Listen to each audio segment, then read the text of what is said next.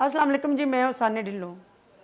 भुखे दी तीर रजी ते खे उड़ान लगी जी। मैं यहाँ पे बात कर रही हूँ मोमना इकबाल की। हमारी जो पाकिस्तानी अदाकारा बड़ी खूबसूरत हैं, बड़ी अच्छी हैं।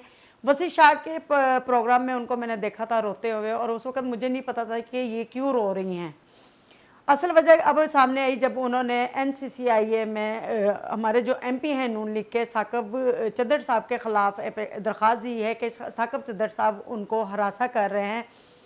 तो हरासा किस लिए कर रहे हैं जी? जब चद्दर साहब ने अपने उसके अखराजात जो उसको मंथली या डेली जो उनके अखराजात रोक दिए, तो उस पर आके और वापसी उनसे जो इसने उधार लिया या जिस सूरत मद में भी पैसे लिए हैं वो साकब साहब ने उनसे वापस मांगे हैं, तो उस पर इसको बड़ा गुस्सा है मोमिना इकबाल को, और इसने NCCI में चद्दर साहब के ख़िलाफ़ जो है वहाँ पे रिट दायर कर दी, मतलब कि केस दायर कर दिया, एप्लीकेशन दे दी कि मुझे चद्दर साहब हरासा कर रहे हैं।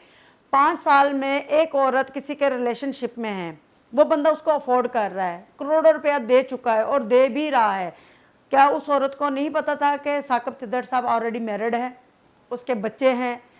सब कुछ पता होने के बावजूद उसने रिलेशन रखा। ठीक है, इंसान है, मोहब्बत में पड़ जाता है, मोहब्बत हो जाती है, मोहब्बत में इंसान बहुत कुछ कर जाता है, लेकिन मोहब्बत को फिर मोहब्बत में ही रहने दे। मैं लोगों के कमेंट पढ़ रही थी कि ये ऐसे नहीं होना चाहिए, तो वैसे नहीं होना चाहिए था, ये तो इनका आपसी का मसला था।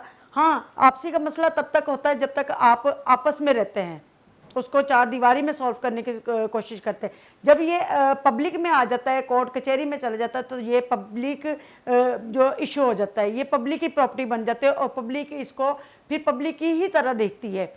जैसे कि मोमना इकबाल ने कहा कि साकब निसार उसकी साकब चद्दर साहब और उनकी वाइफ उसको हरासा कर रही है, ऐसा कुछ नहीं है। मोमना इकबाल ने जो कि साकब चद्दर साहब से उसने एज अ उधार पैसे लिए थे या रकम ली या किसी भी मद में कोई पैसा लिया, उन्होंने उसकी डिमांड की। और दूसरा ये कि मंगनी जैसी रस्म करके आप किसी बंदे के साथ उसको बाद में आप इग्नोर कर दो, छोड़ दो, और वो मंगनी जी आप तोड़ के आप किसी और के साथ रिश्ता अज़वाज में मुंसलिक होने जा रहे हो, तो जिसके साथ मोहब्बत की पिंगे डाली, 5 साल रिलेशनशिप में रहे हो, तो वो बंदा किस तरह बर्दाश्त करेगा? अगर उसने आप पे इतना खर्चा किया है या आपको इतना अफोर्ड करता रहा है, तो सारी वो आपकी मोहब्बत में करता रहा। आजकल तो किसी को 5 रुपये नहीं कोई देता।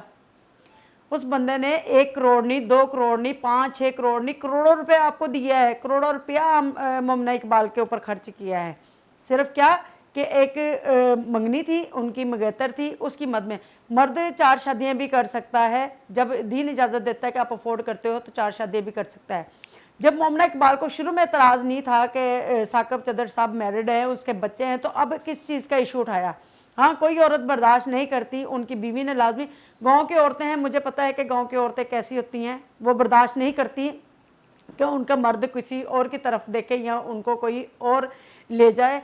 तो उस मद में शायद मैं भी उनकी साकब चद्दर साहब की वाइफ के मुंह से कोई अल्फाज निकल गए हों या कोई ऐसी बात कह दी हो जो कि अच्छी ना हो। लेकिन मोमना इकबाल ने ये केस करके अपने आप को मासूम दिखाने के लिए, हालांकि वो मासूम नहीं है मोमना इकबाल, अगर वो मासूम होती तो पता चलता कि वो मासूम है।